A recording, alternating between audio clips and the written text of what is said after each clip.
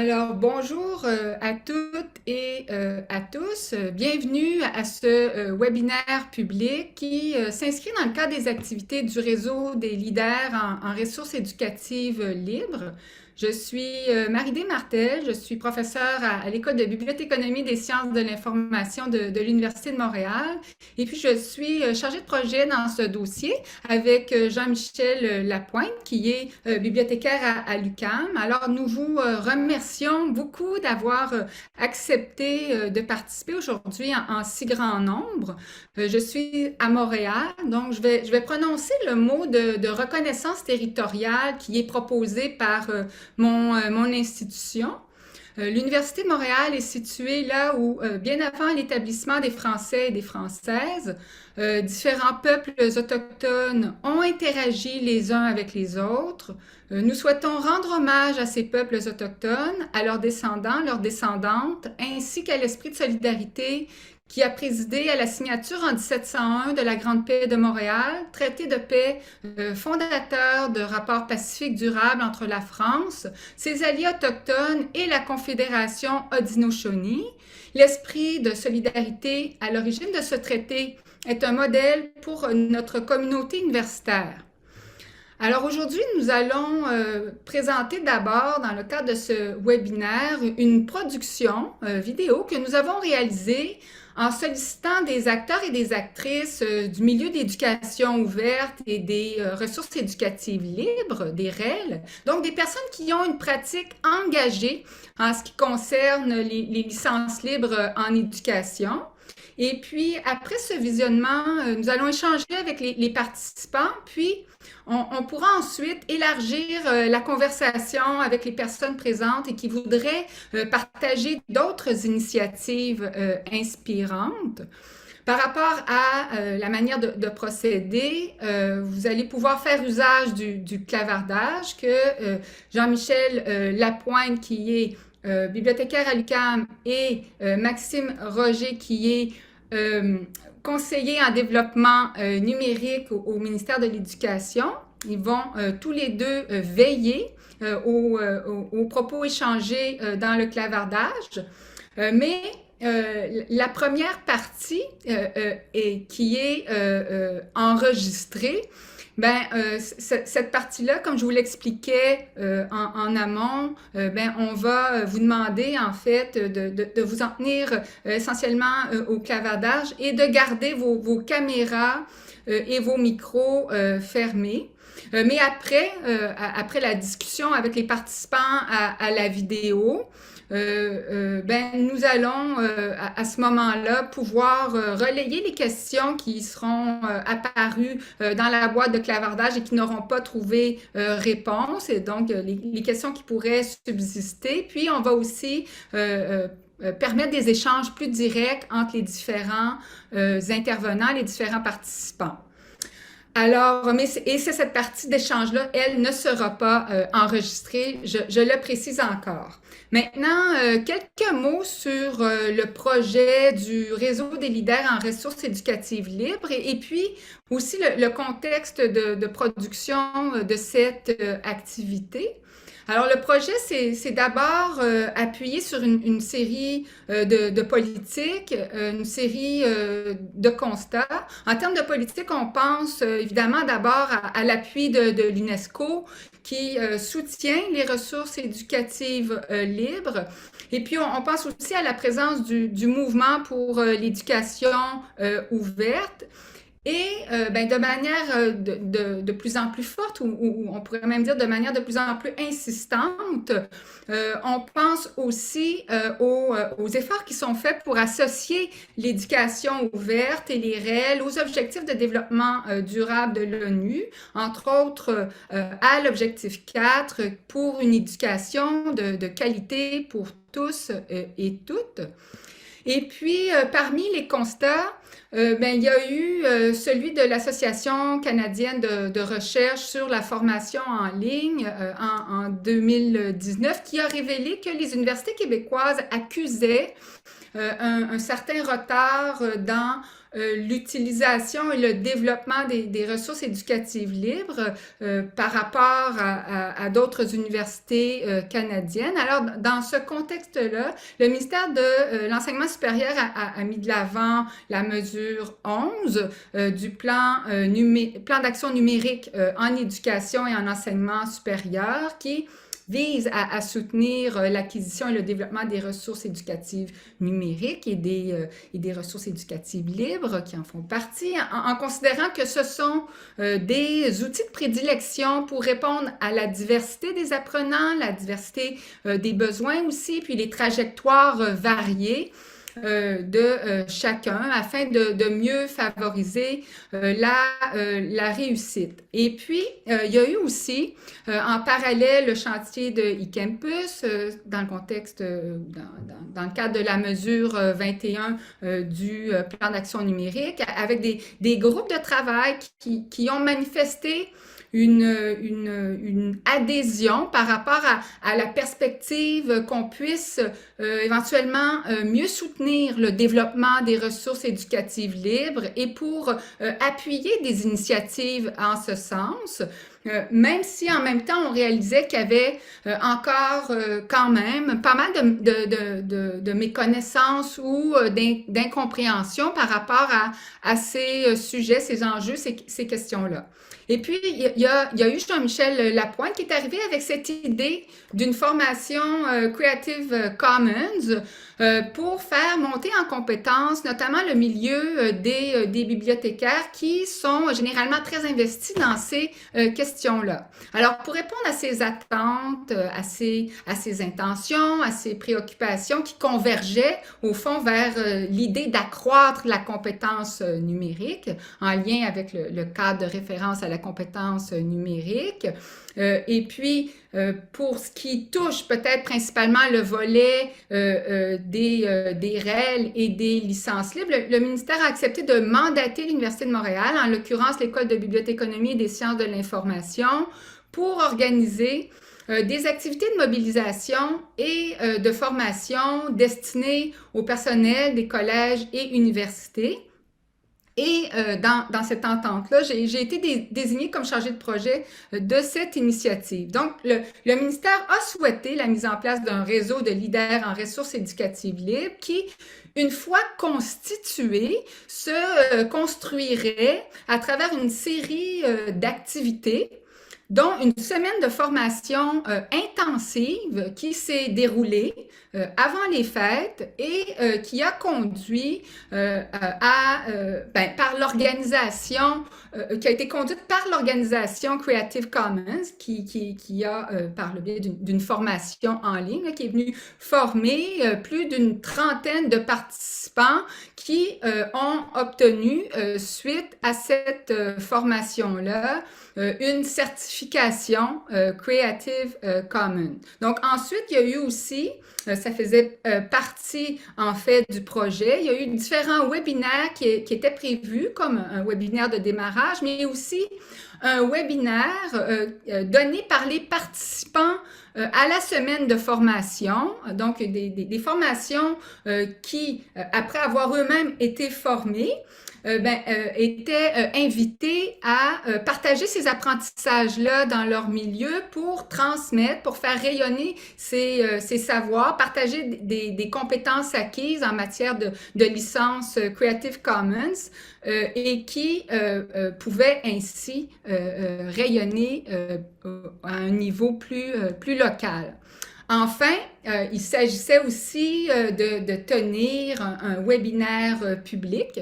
C'est ici que nous sommes rendus et puis qui conclut en quelque sorte la démarche, du moins dans le cadre de l'entente actuelle. Et puis l'objectif du webinaire aujourd'hui, et de la vidéo qu'on va voir ensemble, ça permet de dresser un portrait de pratiques actuelles, inspirantes, pour, une fois visionnées, on espère élargir la conversation, puis donner peut-être une nouvelle impulsion à la mobilisation, la promotion, le développement de l'éducation ouverte, puis des ressources éducatives libres et des licences libres en éducation au Québec.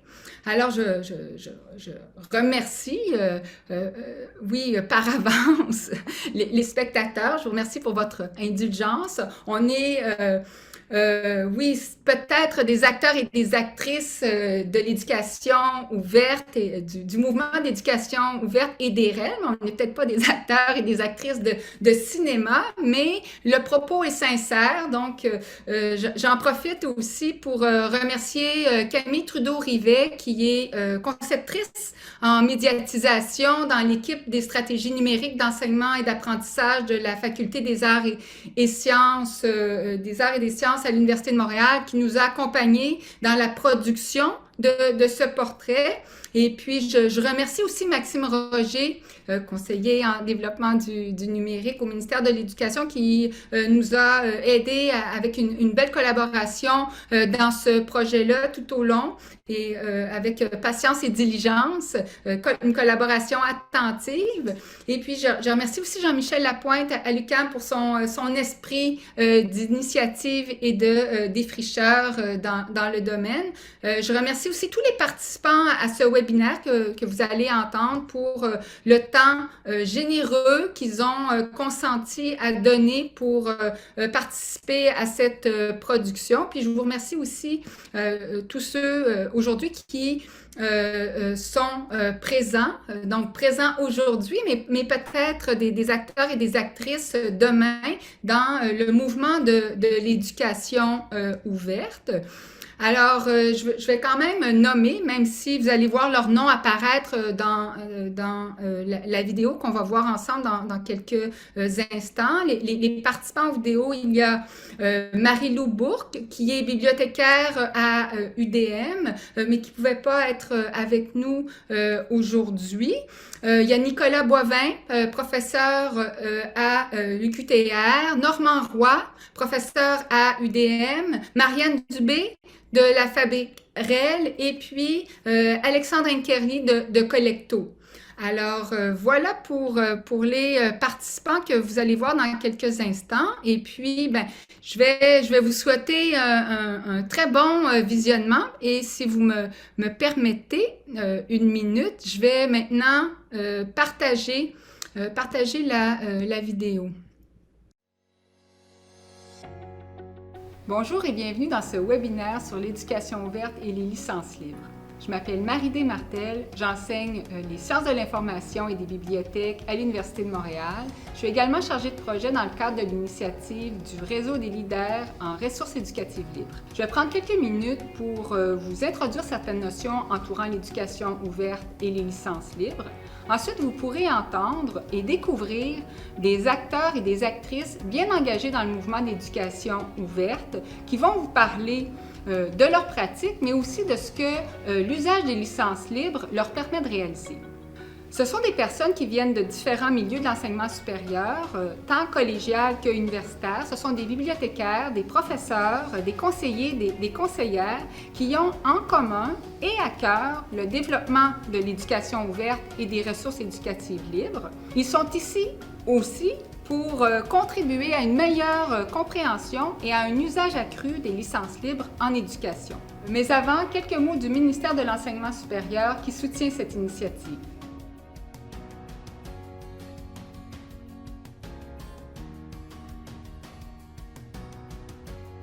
Mesdames et messieurs les conférencières et conférenciers, mesdames et messieurs, bonjour. Il me fait plaisir d'être parmi vous pour ce webinaire public organisé par le Réseau des leaders REL en collaboration avec l'École de bibliothéconomie et des sciences de l'information de l'Université de Montréal. Le ministère de l'Enseignement supérieur est fier de soutenir cette initiative qui s'inscrit dans le cadre de la mesure 11 du plan d'action numérique en éducation et en enseignement supérieur, visant à soutenir l'acquisition et le développement des ressources éducatives numériques. Pour répondre aux besoins exprimés par le réseau de l'enseignement supérieur depuis plusieurs années, le ministère déploie des initiatives pour soutenir le développement de l'offre de formation à distance et de l'intégration du numérique dans l'enseignement, en cohérence avec le plan d'action numérique. Il soutient et appuie des initiatives qui contribuent à donner de la valeur au numérique en enseignement supérieur. On peut ainsi penser à une banque de ressources éducatives numériques, vidéos, images et autres matériels pédagogiques pour soutenir l'enseignement et l'apprentissage à distance. On peut de même penser à la création d'un pôle d'expertise en formation à distance interordre pour valoriser les bonnes pratiques, la mutualisation des ressources et le partage d'expertise. De même, on peut songer au soutien au réseau collégial et universitaire pour favoriser l'intégration du numérique à la pédagogie en enseignement supérieur par l'achat de services auprès des partenaires. Enfin, on peut penser à du soutien à la création de clubs, donc des cours libres ouverts massivement, afin d'appuyer le développement de la compétence numérique. Le ministère de l'Enseignement supérieur est fier d'appuyer autant d'initiatives qui permettent au Québec de se positionner comme leader international de la francophonie en déploiement numérique ainsi qu'en formation à distance. Votre présence aujourd'hui témoigne du rôle clé que vous jouez en tant qu'acteur du réseau dans l'usage, le développement et la promotion des ressources éducatives libres en enseignement supérieur. Je vous remercie tous et toutes et je vous souhaite un excellent webinaire. Bonne journée. Et maintenant, qu'est-ce que l'éducation ouverte? L'éducation ouverte est un mouvement qui a pour objectif d'éliminer les barrières en éducation et de favoriser l'inclusion. L'éducation ouverte recouvre différentes pratiques qui impliquent dans une large mesure les technologies numériques dont on se sert pour créer, pour utiliser, pour partager des connaissances. Au Québec, l'éducation ouverte rayonne de plus en plus. La plupart des universités, le milieu collégial aussi, ont entrepris des actions pour soutenir l'éducation ouverte.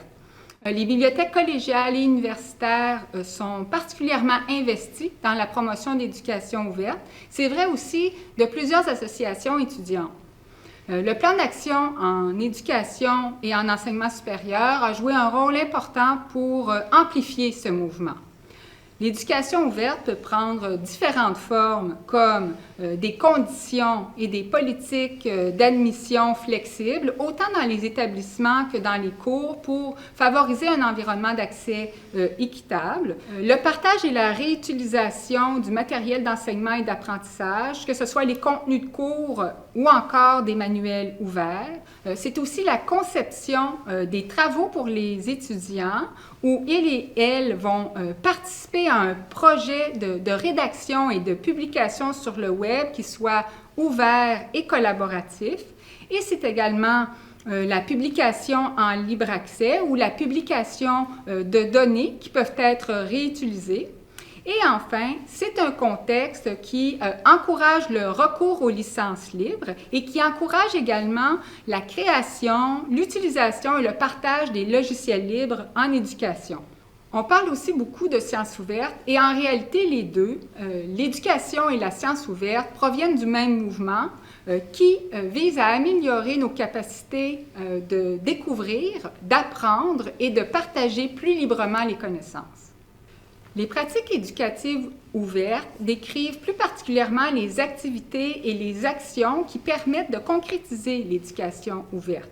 On parle souvent de pratiques éducatives ouvertes pour mettre l'emphase sur la manière dont le principe de l'ouverture va s'appliquer aux différents volets du processus pédagogique. Autrement dit, ça va concerner autant la conception des objectifs d'apprentissage, la planification des activités, la sélection des ressources et aussi l'évaluation. Lorsqu'on parle de pratiques éducatives ouvertes, on veut aussi mettre de l'avant la présence des acteurs et des actrices, que ce soit les professeurs, les étudiants et les étudiantes, les professionnels également, qui sont impliqués dans des projets d'éducation ouverte. Cette visibilité des acteurs et des actrices amène à souligner l'importance de la collaboration et de l'examen ouvert par les pairs dans les pratiques éducatives ouvertes. Les pratiques éducatives ouvertes sont aussi associées à des pratiques qui se veulent réflexives et critiques parce qu'elles impliquent le plus souvent un dialogue entre les professeurs, les professionnels, les étudiants et les étudiantes au sujet de la création et de la circulation des savoirs. Dans ces conditions, les communautés de pratique vont s'interroger et échanger, pas seulement au sujet de la pertinence des contenus, mais ils et elles vont souvent aussi faire un examen public et critique à propos de la manière dont ces ressources sont produites, dans quel contexte, comment on peut y avoir accès et comment il est possible de les utiliser et de les partager. Les pratiques éducatives ouvertes contribuent aussi à la justice sociale. Par exemple, elles contribuent à réduire les inégalités économiques lorsqu'on a des manuels ouverts ou lorsqu'on a d'autres types de ressources éducatives libres ou des cours qui sont accessibles gratuitement. Elles contribuent aussi à réduire les inégalités culturelles lorsque les contenus et les activités vont prendre en compte la diversité culturelle et de genre, de telle sorte que l'on reconnaisse et respecte les identités, les attentes et les besoins des apprenants et des apprenantes. La vision de justice sociale se manifeste aussi dans l'intention de favoriser l'inclusion en éducation. On cherche alors à concevoir des projets éducatifs ou à créer des ressources avec des personnes qui représentent des communautés ou des groupes exclus et marginalisés, en particulier lorsqu'il s'agit de contenus qui les concernent.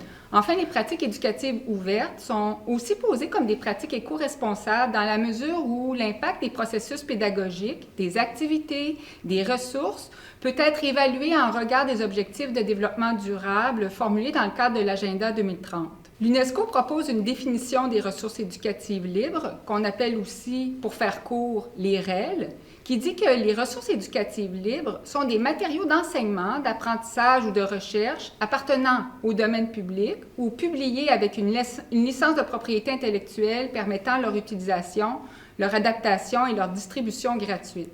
La FEDRECREL, qui est la principale organisation qui œuvre à faire des ressources éducatives libres les supports pédagogiques de prédilection au Québec, a proposé de compléter cette définition en y ajoutant les 5 permissions de Wiley. Ces 5 permissions ont l'avantage de préciser la dimension libre ou non d'une ressource éducative. On parle alors des 5 R. D'abord, la permission de retenir, qui constitue le droit de télécharger une ressource ou d'en faire des copies, par exemple. La permission de réutiliser, c'est-à-dire d'utiliser la ressource dans différents contextes ou de différentes manières. La permission de réviser, qui signifie que l'on peut modifier la ressource. La permission de remixer, c'est-à-dire de combiner la ressource avec d'autres ressources qui sont éventuellement différentes. Et puis la permission de redistribuer la ressource ou l'une des versions de la ressource et selon différentes modalités. En 2019, l'UNESCO a prononcé une recommandation forte en matière de REL pour la communauté internationale. Et cette recommandation identifie plus particulièrement 5 domaines d'action pour favoriser les REL, à savoir que les acteurs et les actrices doivent désormais renforcer la capacité des parties prenantes à créer, accéder, réutiliser, adapter et redistribuer les REL. On doit maintenant aussi développer des politiques de soutien pour les REL. On doit encourager la production des REL qui soient de qualité et qui soient aussi inclusives et équitables. On doit favoriser la création de modèles qui soient durables pour les REL. Et il faut aussi promouvoir et renforcer la coopération internationale en matière de REL. Le numérique a entraîné des opportunités nouvelles dans le domaine des connaissances. On peut partager maintenant des données, des informations, des savoirs, les mettre en commun sans perte de qualité et en très grande quantité. Ce contexte a favorisé la mise en commun des savoirs et des documents qui les supportent dans le monde des réseaux. Et on parle aujourd'hui des communs de la connaissance lorsque ces connaissances s'appuient sur le domaine public ou les licences libres qui favorisent cette mise en commun. Le domaine public réunit les œuvres dont l'exploitation n'est plus restreinte par la loi. Une œuvre entre dans le domaine public 50 ans ou 70 ans après le décès de son auteur ou des autrices dans la plupart des pays. Après cette date, l'œuvre appartient au domaine public et n'importe qui peut l'utiliser à sa guise. Mais aujourd'hui, le danger, c'est que les pays ne cessent de repousser la durée du droit d'auteur et d'autrice et le moment où les œuvres peuvent accéder au domaine public. Le 1er janvier de chaque année, on célèbre d'ailleurs la Journée internationale du domaine public, qui est le moment où le monde entier s'enrichit de toutes les œuvres pour lesquelles les droits d'auteur et d'autrice sont désormais échus. Outre le domaine public, les licences libres sont réellement avantageuses pour faciliter l'accès et le partage des savoirs dans le respect des droits. Aujourd'hui, les créateurs et les créatrices peuvent choisir de placer leurs œuvres volontairement sous licence libre. Et dans ce cas, il ou elle accorde l'autorisation à tout le monde d'utiliser leurs œuvres selon les conditions déterminées par la licence. Il existe par exemple les licences Creative Commons qui permettent à la créatrice ou au créateur d'indiquer quelles libertés sont accordées par rapport à l'œuvre et aussi les obligations auxquelles il faut se conformer. Dans tous les cas, les licences Creative Commons autorisent la diffusion libre de l'œuvre et elles exigent la mention du nom de l'auteur ou de l'autrice. Ensuite, certaines licences Creative Commons peuvent également interdire l'utilisation commerciale et les modifications. Dans ce cas, elles ne sont pas conçues comme des licences libres. On va parler plutôt de licences ouvertes ou de licences de libre diffusion. Avec les licences Creative Commons, on peut aussi ajouter une mention qui exige le maintien des conditions de la licence originale pour les œuvres dérivées. Dans la boîte à outils des licences Creative Commons, il y a une licence importante, la licence dite CC0, qui permet aux propriétaires de contenu protégés par des droits d'auteur de renoncer à ces avantages et de placer volontairement leurs œuvres dans le domaine public. Dans ce cas, on peut librement utiliser les œuvres, les réutiliser, les partager, les modifier sans contrainte. Et maintenant, place aux pratiques inspirantes. Bonjour, Alexandre Nikerli, je suis conseiller technopédagogique pour Collecto, service regroupé en éducation, et je suis aussi chargé de projet pour Pavillon Rennes, qui est un projet avec le ministère de l'Enseignement supérieur. Ce qui me tient à cœur en éducation ouverte et libre, c'est en fait la diversité des savoirs. Je suis formé en anthropologie et j'ai enseigné des disciplines ethnographiques pendant 20 ans. Et pour moi, ce qui est très important, c'est de comprendre les contextes dans lesquels on pense à la connaissance et on situe la connaissance. Je parle même de justice épistémique, de dire que nos façons de comprendre le monde dépendent d'un contexte qui est souvent injuste. Alors pour moi, l'éducation ouverte et libre, c'est une façon de libérer la connaissance de son carcan.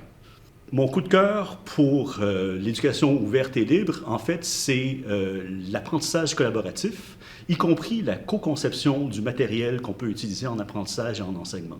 Ce qui me touche vraiment, c'est quand des apprenantes et des profs puissent collaborer d'une telle façon que tout le monde apprend et ça peut même bénéficier à la communauté en général, parce que c'est une connaissance qui est construite de façon sociale, qui peut permettre non seulement une diversité de points de vue, mais de vraiment adapter à chaque situation la connaissance qui est révélée, qui est construite, qui est remise en question par les personnes qui construisent du matériel ensemble.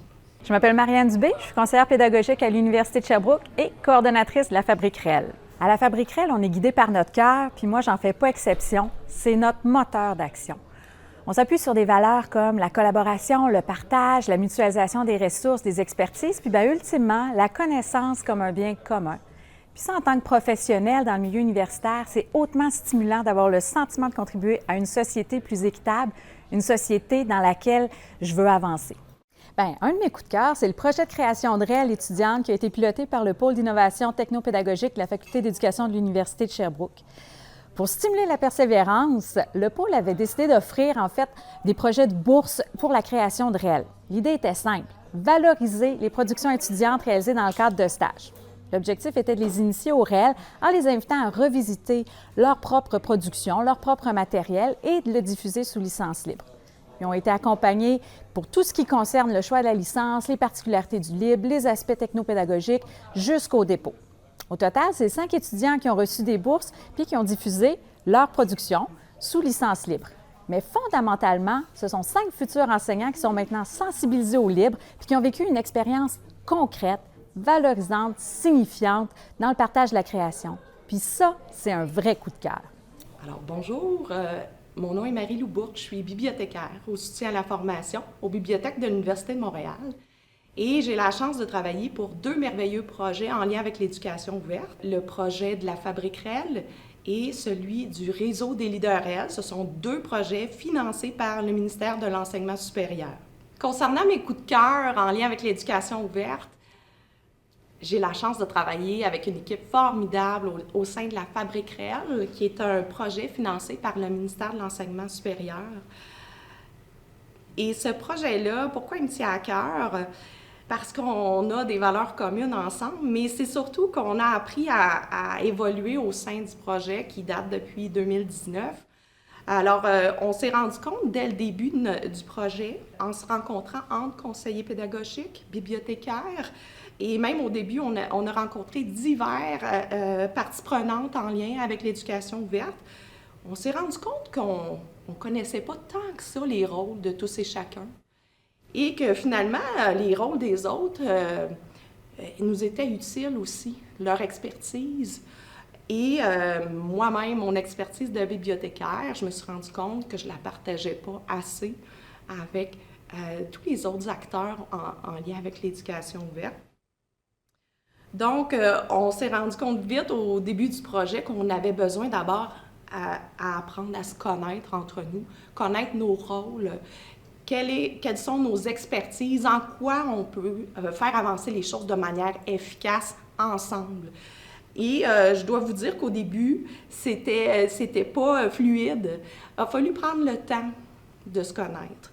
Et au fil du temps qu'on fait ces accompagnements, parce qu'au sein de la Fabrique, notre rôle principal, c'est d'accompagner le personnel créateur de REL, enseignants, professeurs chargés de cours. Et on le fait en binôme, donc un conseiller pédagogique et un bibliothécaire. Au début, c'est un peu ardu parce qu'on ne savait pas, dans la chaîne de création de la REL, où on doit intervenir, où on doit laisser la place à l'autre et tout. Puis, petit à petit, au fil du temps, on a bonifié, amélioré tous nos processus. Et là, on devient de plus en plus efficace. Et là, le plaisir entre en ligne de compte. C'est vraiment, vraiment un grand, grand plaisir de pouvoir échanger avec des gens qui ont des valeurs communes, qui veulent aller à la même place que nous et qui nous apportent une expertise que nous, on n'a pas. Alors, c'est là que nos complémentarités servent à la cause. Et là, ce qui est beau dans ces projets-là, c'est que il y a une bibliothécaire, il y a un conseiller pédagogique, on a une autre personne qui va venir aider pour la médiatisation. Il y a le créateur, le concepteur de la ressource. Bref, il y a tous les acteurs. Il y a même des étudiants dans certains projets qui sont intégrés. Alors, c'est vraiment intéressant de pouvoir créer à plusieurs, mais on se rend compte qu'on a du travail à faire pour apprendre à le faire. Puis ça part d'une ouverture vers l'autre. Puis de se laisser apprendre aussi des autres. Et on continue dans cette voie-là aussi du point de vue inter-institution, parce qu'on travaille au sein de la Fabrique, 3 universités à la base, l'Université de Montréal, l'Université Laval, l'Université de Sherbrooke. Et 2 autres institutions vont se joindre à nous cette année et on souhaite éventuellement en avoir plusieurs. Non seulement c'est pas d'apprendre à travailler entre professionnels, mais aussi entre institutions avec des règles, des procédures différentes. Alors, et tout ça dans un but commun. Puis, je souhaite qu'on continue aussi à faire fleurir tout ça au sein de toute la francophonie parce qu'il y a tellement à faire au niveau de l'éducation ouverte, au sein de la francophonie surtout. Je m'appelle Normand Roy, je suis professeur en sciences de l'éducation à l'Université de Montréal, au département de psychopédagogie et d'andragogie. Pour moi, les ressources éducatives libres sont importantes pour la démocratisation des savoirs. Mon coup de cœur reste Wikipédia, même si c'est un peu cliché. Wikipédia, c'est l'exemple classique de la collaboration et des ressources éducatives libres. Pour un professeur d'université, je pense que c'est important de passer du temps sur Wikipédia. Si à la place d'évaluer un article scientifique pour une maison d'édition, on prenait le même temps pour modifier un article sur Wikipédia, je pense qu'on verrait vraiment une différence. Donc, Wikipédia reste mon coup de cœur. J'aimerais vous parler de Wikipédia, l'encyclopédie libre, et en particulier de son potentiel pédagogique qui demeure méconnu en matière d'éducation aux médias et à l'information. Tout le monde connaît Wikipédia, tout le monde a un avis plus ou moins informé sur ce projet collaboratif, mais rares sont les gens qui savent vraiment comment fonctionne Wikipédia. Pourquoi est-ce que mon propos devrait vous interpeller? Eh bien, parce que les plus grands utilisateurs de Wikipédia, ce sont nos étudiants et nos étudiantes. Selon une enquête française de 2015, 86 % des étudiants de maîtrise ne sont pas en mesure d'identifier une règle de rédaction spécifique à Wikipédia. Autrement dit, nos étudiants vont sur Wikipédia à peu près tous les jours, mais ils ne connaissent pas les mécanismes de fabrication du savoir qui font qu'un contenu peut ou ne peut pas s'inscrire dans l'un des sites web les plus consultés au monde. Au lieu de dire à nos étudiants de ne pas aller sur Wikipédia, ce qu'ils vont faire de toute façon, comme vous d'ailleurs, pourquoi est-ce qu'on n'apprendrait pas à nos étudiants à améliorer la qualité de cet ouvrage encyclopédique dans le cadre de nos cours? Plutôt que de demander à nos étudiants et à nos étudiantes d'écrire un travail de session qui va ultimement aboutir au recyclage une fois qu'il sera noté, pourquoi ne pas faire en sorte que toute la francophonie puisse en bénéficier? De plus en plus de profs et de bibliothécaires font cela un peu partout au Québec. Des milliers d'étudiants ont appris, grâce à Wikipédia, ce qu'on pourrait appeler une culture des sources d'information, c'est-à-dire comment croiser les sources, comment distinguer une source primaire d'une source secondaire ou tertiaire, comment hiérarchiser les publications en fonction de leur niveau de fiabilité. Ils ont aussi développé des compétences en matière de rédaction encyclopédique, comment écrire d'une manière claire et synthétique, comment vulgariser de manière intéressante et neutre les connaissances validées par la science et les grands médias du monde. Comment structurer un article en le liant à d'autres articles, tout en suivant les règles éditoriales de la communauté. Non seulement cela les rend fiers et extrêmement motivés de contribuer à la plus grande synthèse du savoir de l'histoire humaine, mais cela contribue aussi à faire exister la société, les arts et la culture savante du Québec sur le web. En terminant, qu'est-ce qu'il faut retenir? Essentiellement 3 choses. D'abord, puisque nos étudiants vont massivement sur Wikipédia, il faut se soucier de la qualité de cet ouvrage encyclopédique. Ensuite, en apprenant à contribuer à Wikipédia, on apprend une méthode critique qui est utile pour s'orienter non seulement dans l'encyclopédie elle-même, mais par extension dans tout l'écosystème de l'information d'aujourd'hui, qui est marqué par une surabondance d'informations qu'il faut apprendre à trier, à contextualiser et à vulgariser. Finalement, faisons rayonner notre culture sur la toile. Grâce à Wikipédia, on peut faire exister le Québec dans le vaste monde. En terminant, si je peux me permettre de formuler un souhait, ce serait que d'ici 5 à 10 ans, tous les acteurs du milieu de l'éducation adoptent Wikipédia, de sorte que les étudiants et les étudiantes des universités et des cégeps du Québec aient contribué au moins une fois à l'encyclopédie dans le cadre de leur parcours scolaire. Wikipédia est un bien commun qui appartient à tout le monde. Il faut en prendre soin. Bonjour, mon nom est Nicolas Boivin. Je suis professeur de fiscalité à l'UQTR et je suis le fondateur d'un site web de ressources éducatives libres appelé fiscalitéuqtr.ca. Donc, nous sommes 3 amis professeurs, donc avec mon ami et professeur Marc Bachin ainsi que Nicolas Lemelin, avons fondé un site web pour dans le fond, y offrir des ressources éducatives libres. Nous avons pris finalement un engagement moral avec nos étudiants, à savoir de leur offrir entièrement gratuitement leur matériel pédagogique pour toute la durée de leurs études en fiscalité. Il faut savoir que les cours de fiscalité s'inscrivent dans la formation en sciences comptables. Donc, le site a commencé il y a plus de 10 ans, le développement de ressources éducatives libres, sans même savoir ce que c'était, sans même connaître cette appellation-là. Donc, ça a commencé par la rédaction de volumes. Ensuite, on y a ajouté des problèmes et solutions. Ensuite, un forum de discussion pour amener les étudiants à poser des questions à cet endroit. Nous avons développé plusieurs capsules vidéo, plusieurs cours en ligne, dont un sous forme de MOOC, qui ont été suivis par plus de 20 000 personnes. Tout ça animé par les réseaux sociaux et de façon quotidienne pour rendre cette communauté-là vivante.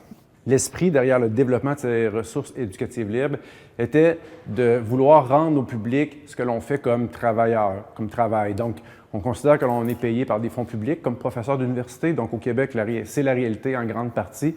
Donc, c'est logique et cohérent que ce que l'on produise comme professeur puisse être rendu disponible gratuitement aux étudiants ainsi qu'à l'ensemble du public en général. Alors, concrètement, pour nous, lorsque nous développons des ressources éducatives libres, notre objectif est bien sûr de renoncer à nos droits d'auteur.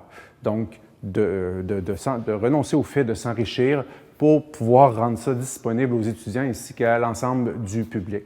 Dans le même esprit, on doit aussi renoncer à un éditeur professionnel qui serait bien heureux de prendre notre matériel pédagogique, de le corriger, de l'améliorer, de le peaufiner et de le vendre à grands frais aux étudiants qui sont captifs dans les salles de classe. Il faut savoir que les étudiants n'ont pas le choix d'acheter le matériel pédagogique qu'on leur propose dans la salle de classe.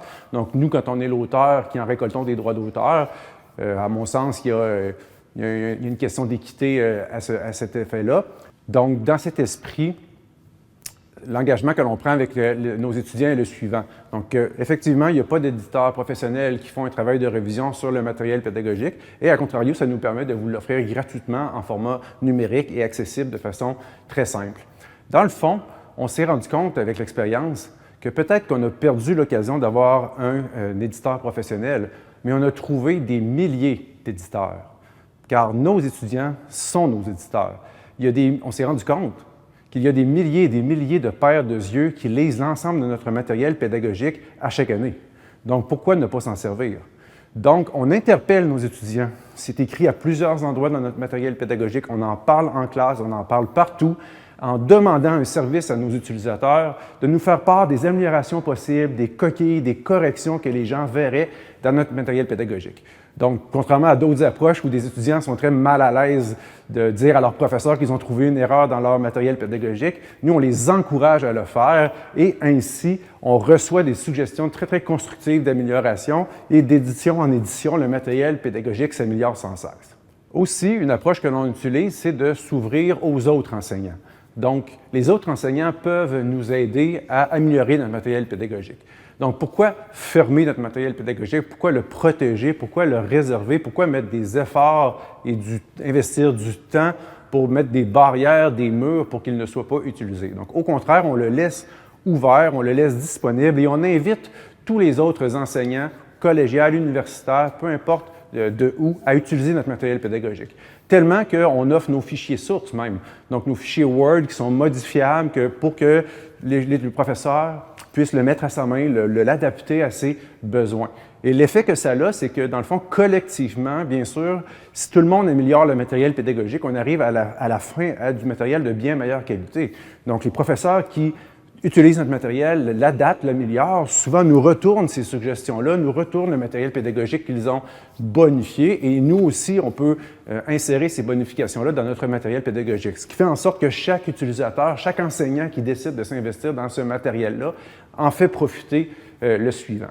Le sujet particulier qui m'intéresse ces temps-ci et qui touche le travail que je fais pour Pavillon Rennes, donc sur les ressources éducatives numériques, c'est un travail qui est en collaboration, en mutualisation interordre, dans ce cas-ci, au Québec, en enseignement supérieur au Québec, donc collégial et universitaire, ce qui peut paraître anodin, mais qui demande un arrimage entre des réseaux d'enseignement qui se parlent souvent assez peu, mais qui peuvent contribuer à des expériences d'apprentissage qui sont en continuité les uns avec les autres. D'ailleurs, il y a des gens qui passent du monde universitaire vers le monde collégial. Il y a une possibilité, dans un cas comme celui-ci, en partageant des ressources communes, en les mutualisant, de s'assurer que l'apprentissage puisse se faire dans toutes ces directions-là d'une façon assez équitable. Et c'est aussi un travail qui se fait de façon interprofessionnelle, avec des rôles diversifiés, que ce soit des bibliothécaires, des conseillers pédagogiques, des profs, mais aussi les parents. On pense assez peu au rôle des parents en enseignement supérieur, alors qu'aux États-Unis, par exemple, c'est devenu la clientèle cible, puisque c'est souvent les parents qui vont payer les frais de scolarité, et ça peut coûter très cher. J'enseignais à des endroits où ça coûtait 47 000 $ US simplement en frais de scolarité. Donc, il faut comprendre qu'un réseau comme ça, dans lequel les parents ont un rôle de client, alors qu'on veut aider des apprenants à bâtir une connaissance, à développer des compétences. Alors, c'est de travailler ensemble, peu importe le rôle et le statut. Et la même chose à l'international. Alors, c'est évidemment très utile pour des francophones ici au Québec d'utiliser des ressources qui peuvent venir de Sousse en Tunisie ou de Dakar au Sénégal. Et vice-versa, d'envoyer des ressources qu'on crée ici ou des stratégies d'apprentissage, de démontrer des expériences inspirantes qui se passent au Québec et pouvoir les partager avec la Belgique et la Suisse. Je suis d'origine suisse d'ailleurs et pour moi c'est quand même assez intéressant de pouvoir établir des partenariats ou simplement collaborer à l'échelle internationale. Et la même chose, même à l'échelle locale, en différentes langues, que ce soit le français, l'anglais ou des langues autochtones ou des langues parlées par les allochtones et les allophones en général. Je pense qu'il y a beaucoup d'opportunités de collaborer et d'avoir quelque chose qui est ouvert aussi de ce point de vue-ci. C'est vraiment intéressant de constater les économies d'échelle qui peuvent être réalisées avec l'utilisation des REL, mais je constate que ce n'est pas l'argument clé qui mobilise les différentes parties prenantes autour du libre. Ce que je constate plutôt, c'est que c'est la relation au savoir qui semble vraiment interpeller les gens. Tu sais, la connaissance comme un bien commun ou la gestion éco-responsable des connaissances. Puis là, on en revient encore aux valeurs fondamentales des ressources éducatives libres. Puis les caractéristiques qui sont propres aux REL, comme la permission d'adapter, de modifier, de réutiliser, qui permettent d'éviter en fait de recréer la roue à chaque fois, bien, font émerger en fait cette valeur éco-responsable-là qui peut être mise en relation avec les 17 objectifs du développement durable de l'ONU. Puis là, quand on parle de ces objectifs-là, évidemment, on peut faire facilement le lien avec l'objectif 4, éducation de qualité, mais on peut aussi explorer l'apport des REL à différents objectifs comme bonne santé bien-être, inégalité réduite, ville et communauté durable, consommation-production responsable, justice et institutions efficaces, bien évidemment. Comme chercheur et professeur à l'université, on a des choix à faire lorsqu'il vient le temps de publier, notamment en termes de ressources éducatives libres. Pourquoi? Bien, en fait, lorsqu'on choisit de publier un endroit, bien, on choisit également qui va avoir accès à nos contenus. Puis ça, c'est un enjeu important, non seulement pour la diffusion du savoir, qui va avoir accès à nos résultats de la recherche, mais aussi pour nos cours à l'université. En d'autres mots, quand on publie, on veut que les gens puissent lire nos contenus. D'abord, on va s'adresser parfois à d'autres chercheurs, mais on s'adresse aussi à nos étudiants et étudiantes dans nos cours. Donc, c'est important qu'il y ait accès à ça. Dans mon expérience, c'est déjà arrivé que j'ai publié dans un livre, et puis après ça, j'ai voulu le rendre accessible à mes étudiants et étudiantes, et je devais payer pour pouvoir donner l'accès à mes propres étudiants. J'ai quand même été confronté à ça assez rapidement, je trouve que c'est un problème. Ça m'a amené à réfléchir à qu'est-ce que je peux faire de mieux lorsque je publie, notamment, et là, je me suis intéressé aux ressources éducatives libres. À ce moment-là, j'ai eu la chance d'écouter une conférence de Rory McGreal, qui est titulaire de la chaire de l'UNESCO sur les ressources libres, où il démontrait avec plusieurs résultats que l'accessibilité aux études supérieures dépendait notamment de l'accès aux ressources, c'est-à-dire que plusieurs étudiants n'arrivaient pas à compléter leurs études parce qu'ils ne pouvaient pas s'acheter des manuels scolaires, par exemple. Mais pour moi, c'est un enjeu. Qu'on parle de l'article scientifique, du chapitre de livre ou même du manuel scolaire, que nos étudiants aient accès à ça, c'est important. Et une des portes de sortie, c'est les ressources éducatives libres parce que justement, bien, ça permet à tous d'y avoir accès. Ce que j'aimerais qu'on retienne de mon intervention, c'est qu'on a des choix à faire lorsqu'il vient le temps de publier. Et ces choix-là vont influencer qui va pouvoir avoir accès à ce que vous avez fait comme travaux. Le type de licence que vous allez appliquer sur vos travaux a le pouvoir de changer les choses. Donc, ça vaut la peine d'aller voir ce qu'est une ressource éducative libre, les effets de ça sur votre pratique, et à vous de jouer. Alors, on m'a demandé de vous parler du pourquoi l'éducation ouverte me tient à cœur. Et pour vous transmettre ça, j'avais envie justement de vous parler avec mon cœur, parce que pour moi, l'éducation ouverte, c'est avant tout une question de valeurs. Des valeurs de collaboration, de co-création, de mettre l'éducation en priorité, puis de viser une éducation pour tous, accessible facilement, pour toute l'humanité au complet, parce qu'on est responsables les uns des autres, et ce qu'on sait, si on le partage et que les autres en bénéficient ensuite, c'est comme ça qu'on co-construit les connaissances et qu'on participe à l'éducation de l'ensemble des humains sur Terre pour une éducation vraiment de qualité. Et pour poursuivre, j'ai envie de vous amener dans mon rêve. Mon rêve, ce serait que demain matin, chaque enseignant, professeur chargé de cours prenne une de leurs ressources éducatives, lui appose une licence CC au bas, permettant la réutilisation, l'adaptation, la modification, qu'on prenne cette ressource-là, qu'on puisse la déposer facilement dans un endroit centralisé sur le web, et puis que cet outil-là permette ensuite le repérage pour tous ceux qui en auront besoin facilement et gratuitement Et donc, tout ça, cette chaîne-là, ça serait profitable pour toute l'humanité qui a à cœur d'avoir une éducation de qualité. Imaginez que tout ça se fait, mais on intègre en plus les étudiants dans la création de ces ressources éducatives libres-là. Alors, non seulement ils apprendraient les connaissances en lien avec leur domaine, mais aussi des connaissances transversales en lien avec comment je crée une ressource éducative libre, comment je la partage, comment je collabore avec les autres pour créer. Alors, toutes des connaissances profitables pour une société où l'apprentissage devient accessible à tous. Alors, je ne sais pas pour vous, mais j'aimerais beaucoup que vous me suiviez dans mon rêve. Alors, j'espère qu'on aura la chance de co-créer ensemble pour ce monde où l'éducation devient la priorité.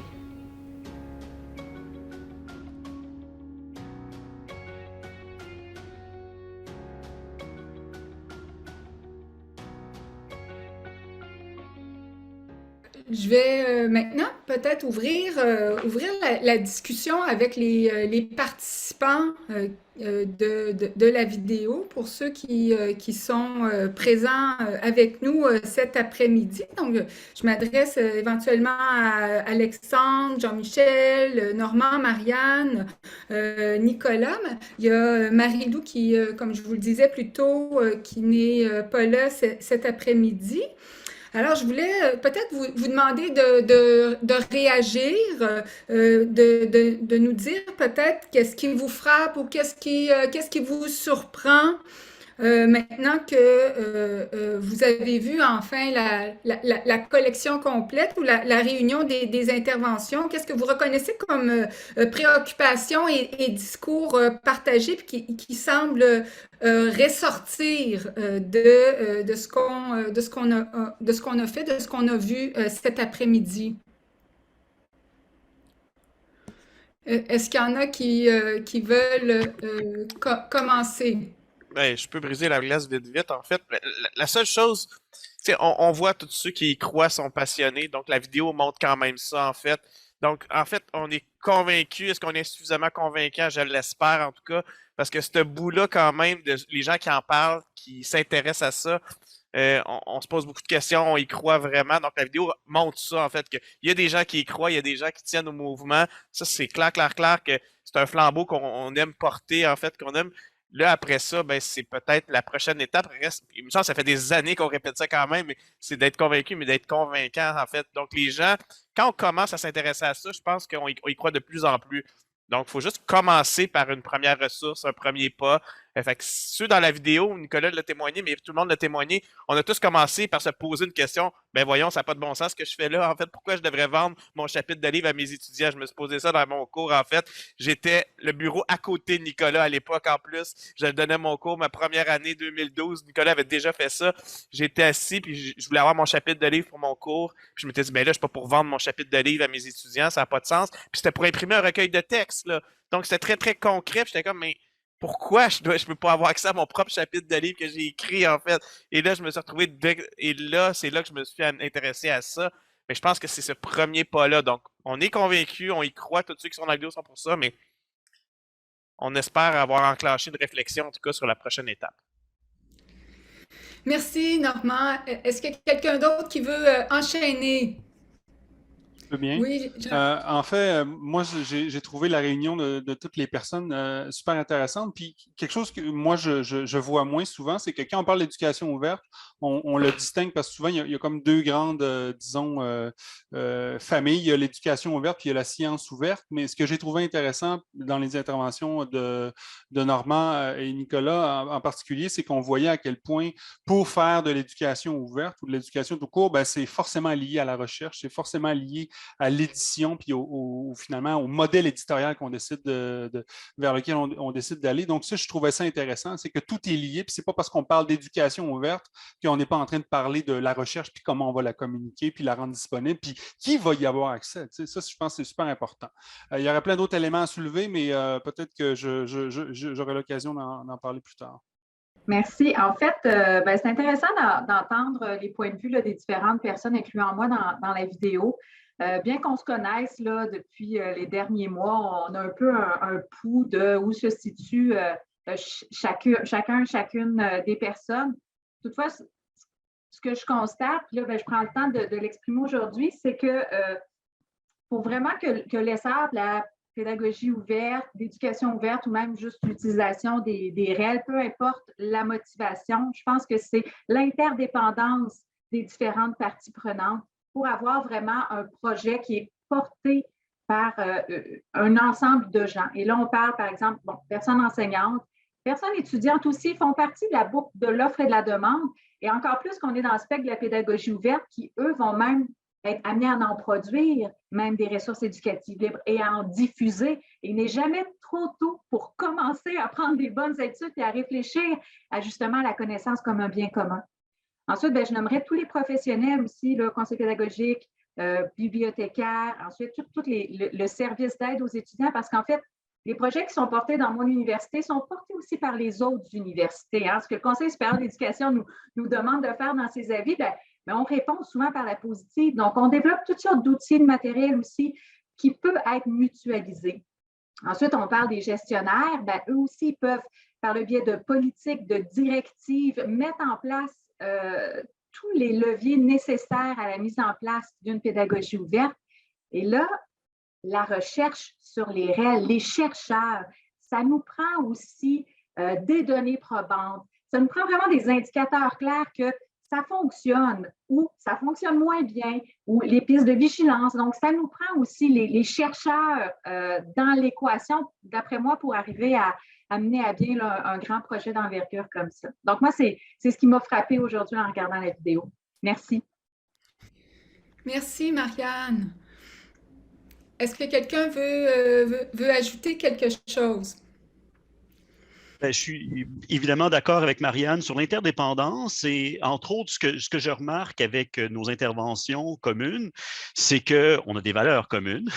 Ça, je pense que c'est assez clair et qu'on s'est déjà roulé les manches pour travailler ensemble. Alors, cette interdépendance-là, elle mène aussi à briser des silos. On est dans des institutions et tout ça, mais il y a beaucoup de travail qui se fait par des contacts interpersonnels qui ont une extraordinaire valeur, surtout que c'est un mouvement mondial auquel on appartient. On fait partie de ce mouvement-là, puis on fait avancer les choses. Alors, c'est la bonne opportunité de briser des silos, d'interagir avec différentes personnes, de vraiment aller au-devant des gens, que ce soit une étudiante au Cameroun ou un prof en Belgique.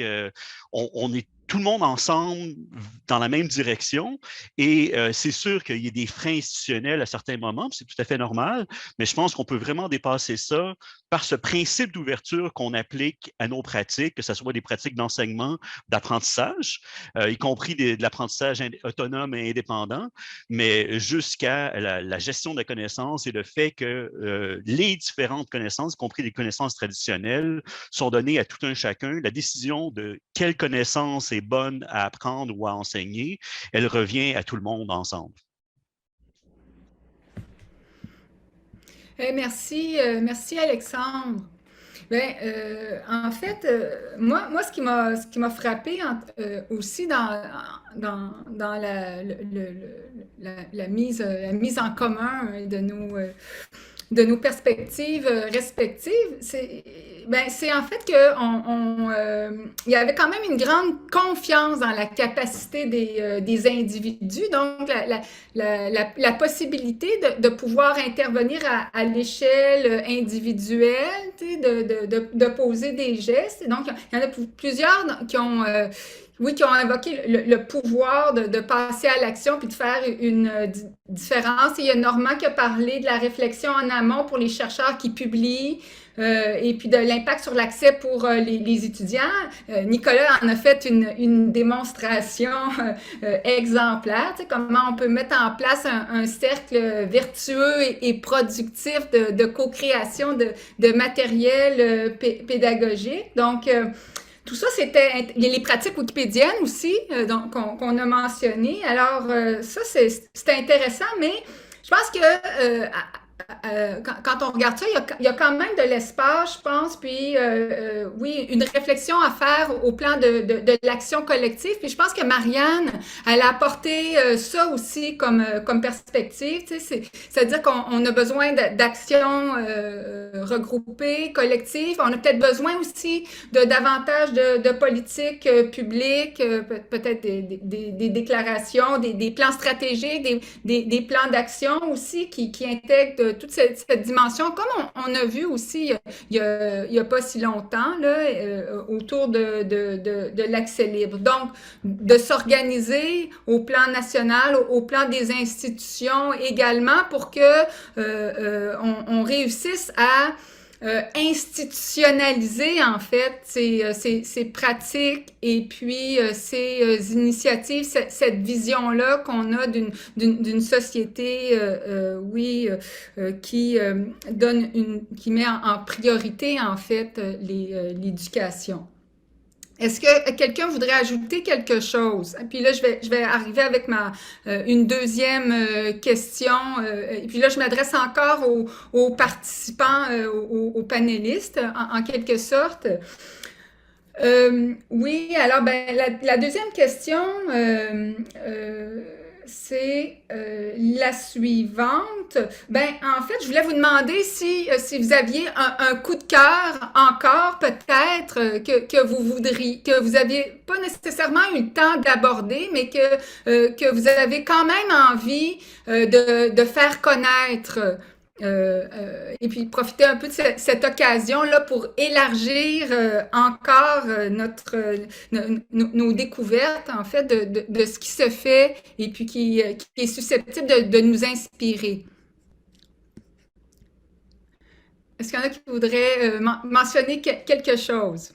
Moi, je peux bien dire, en fait, moi, ce que je trouve qui ressortait de tout ce qu'on s'est dit, là, c'est le fait que les étudiants, on les considère vraiment, on est vraiment dans une pédagogie active. Les étudiants, quand on fait quand on a une pratique ouverte ou on produit des ressources avec eux, on les considère comme des créateurs et des créatrices d'informations. Puis ça, je trouve que c'est super important. Si on se ramène à c'est quoi l'idée même du web, là. Le fondateur du web, Tim Berners-Lee, nous disait le web, c'est une technologie de lecture-écriture, mais fondamentalement, on l'utilise surtout comme outil pour aller chercher des textes puis lire. Hein. Alors que là, en allant vers de l'éducation ouverte, une pédagogie ouverte, on n'est plus juste des consommateurs, mais on vient qu'on crée de l'information, puis on apprend les bonnes pratiques pour créer de l'information. Tout le monde est familier avec les pratiques de copier-coller hein, qu'on fait souvent, qui ne sont pas toujours légitimes. Ben, là, ne serait-ce de savoir comment encadrer ces pratiques-là, comment on peut copier-coller et remixer,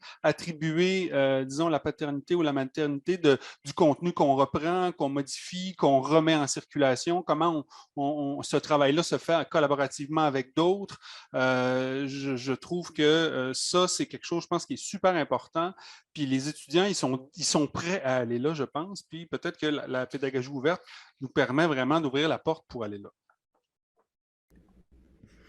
Oui, je pense que c'est certainement une manière, oui, nouvelle en fait de penser à l'étudiant avec une vision élevée, celui d'un créateur puis d'un contributeur véritable. Tu sais. Et puis ça, je pense que c'est vraiment un des aspects les plus, oui, les plus fascinants, si on veut de l'éducation ouverte. Est-ce qu'il y en a qui voudraient peut-être mentionner d'autres aspects, d'autres angles aussi? Peut-être moi, Marie. Avec plaisir, Nicolas. Moi, sans répondre directement à ta question au niveau du coup de cœur, je pourrais peut-être dire que le coup de cœur que j'ai, il est à venir. Donc, je m'explique. Donc, dans le fond, ce qui serait intéressant, puis mes collègues en ont parlé un petit peu, mais ce que je souhaite, c'est que, puis là, je m'adresse peut-être aux enseignants dans la classe ou des gens qui collaborent avec des enseignants ou des chercheurs, bref, à tous les producteurs de contenu, c'est que, comme on le dit un petit peu dans les vidéos, certaines personnes, minimum, se donner un peu le défi ou se dire qu'une prochaine production, en tout cas une production à venir, une personne choisisse de la faire sous forme de ressources éducatives libres.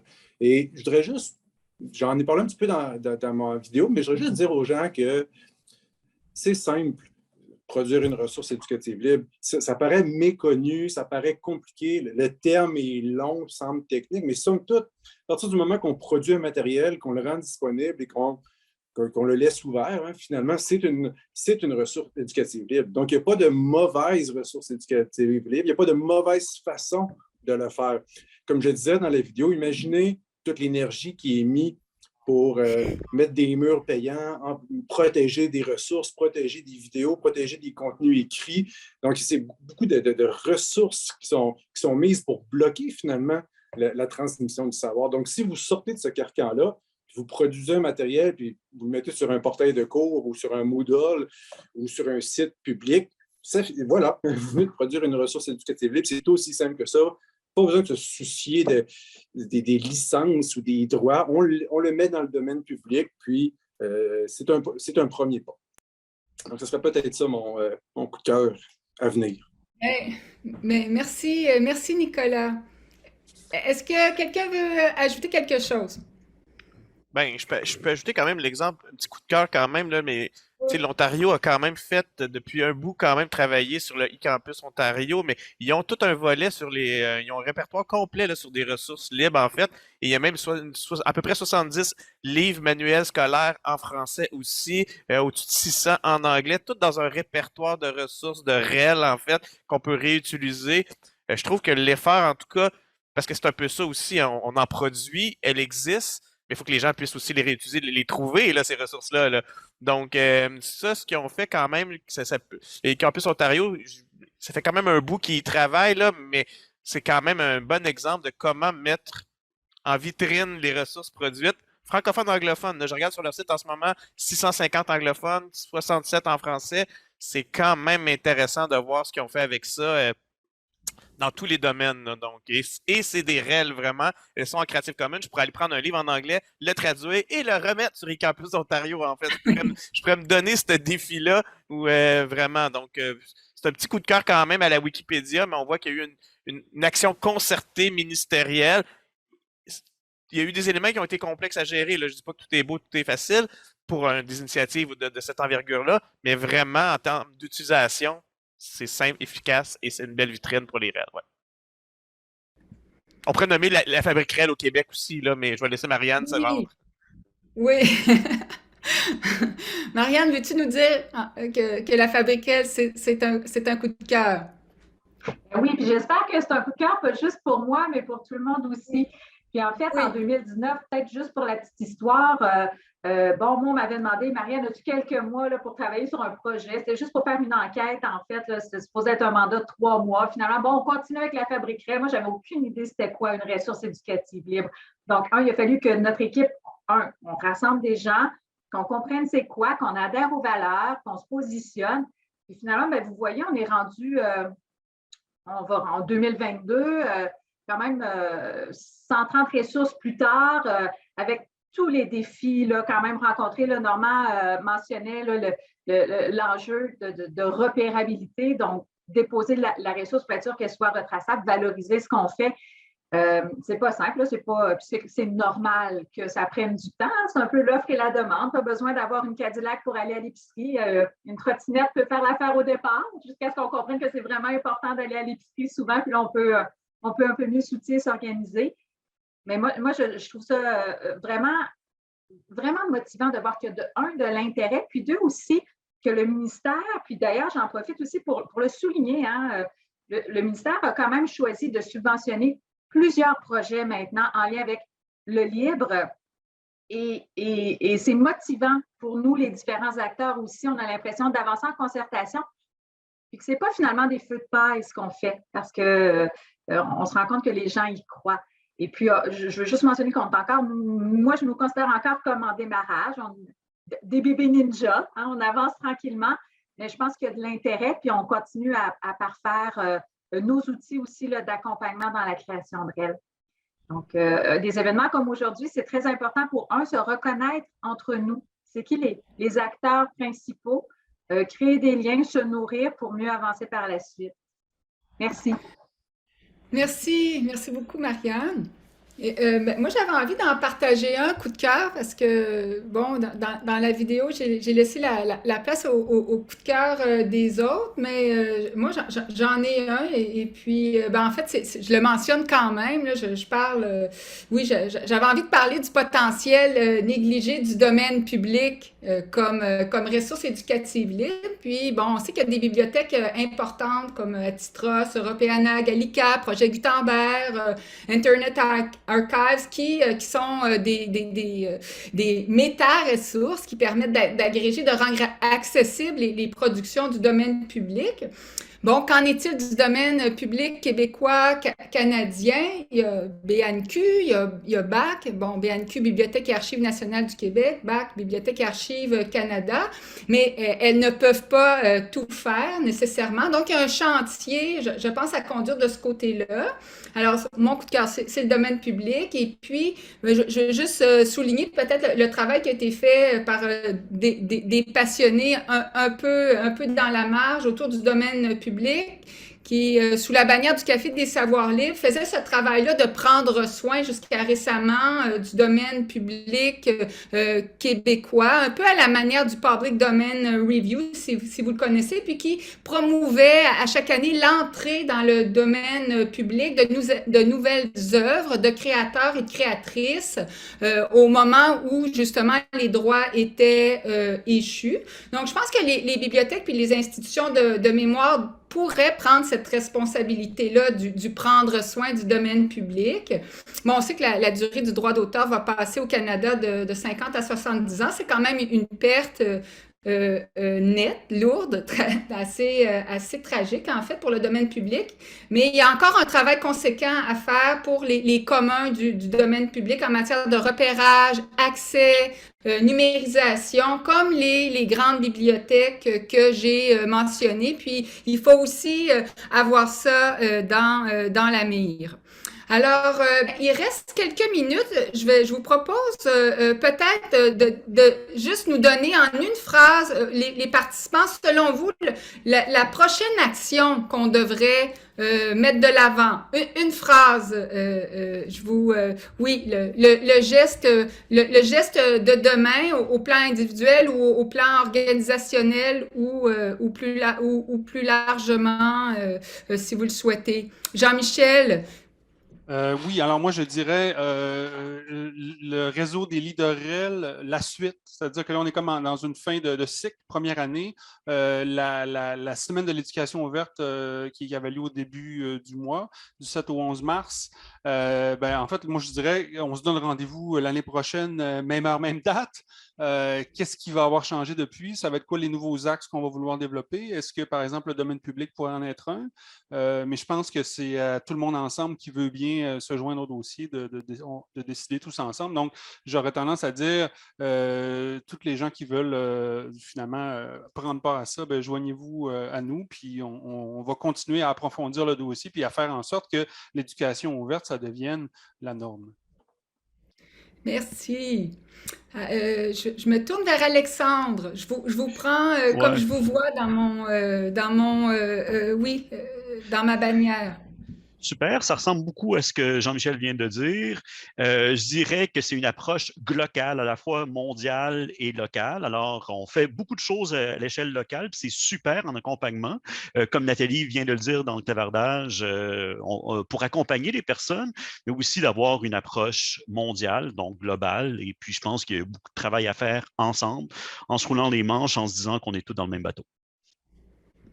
Merci, Alexandre. Normand? Moi, je vais y aller un peu. De midi à 1h, je donnais un webinaire sur les données ouvertes, l'accès ouvert à les universités, ces choses-là. Donc, je vais prendre mon chapeau de chercheur à l'université, là, mais aller prendre un article qu'on a déjà publié puis aller le déposer sur nos dépôts institutionnels. Je sais, c'est pas une règle pure et simple, mais c'est un premier pas d'accessibilité aux ressources. Je peux pas croire qu'on doit toujours passer par un mur payant pour aller voir nos articles alors qu'ils pourraient être disponibles sur nos dépôts institutionnels. Donc, c'est un pas facile. On trouve notre article, on le prend, on le dépose sur notre dépôt institutionnel, ça existe partout. Et là, ça fait que tout le monde y a accès. Donc, pour moi, c'est un petit pas. On est loin des ressources éducatives libres encore, mais c'est la première porte, en tout cas, où on dépense de l'argent on n'a pas tant de raisons d'en dépenser autant pour lire nos propres articles. Oui, merci, c'est bien vu, bien vu. Alors, oui, ben Nicolas, tu veux-tu nous dire un mot? Je vois plus Marianne, en fait. Vas-y, Nicolas. Oui, bien Si tu sûr, veux. merci, merci Marie. Moi, je dirais que des alliés dans l'avenir, possiblement, ce sont nos étudiants. Nos étudiants changent, les générations d'étudiants changent aussi. Donc, peut-être ce qui a toujours été accepté par des étudiants d'université ou l'ancien modèle ou l'ancienne façon de faire, peut-être qu'elle ne sera plus acceptée par nos étudiants. Puis sachez qu'à partir du moment qu'un étudiant goûte à une ressource éducative libre gratuite pour faire son cours, ensuite de ça, il le mentionne il le mentionne auprès de d'autres enseignants quand il n'a pas accès à des ressources éducatives libres et qu'il doit payer plusieurs centaines de dollars pour souvent utiliser un livre en partie. Oui, c'est vrai que les étudiants se parlent entre eux.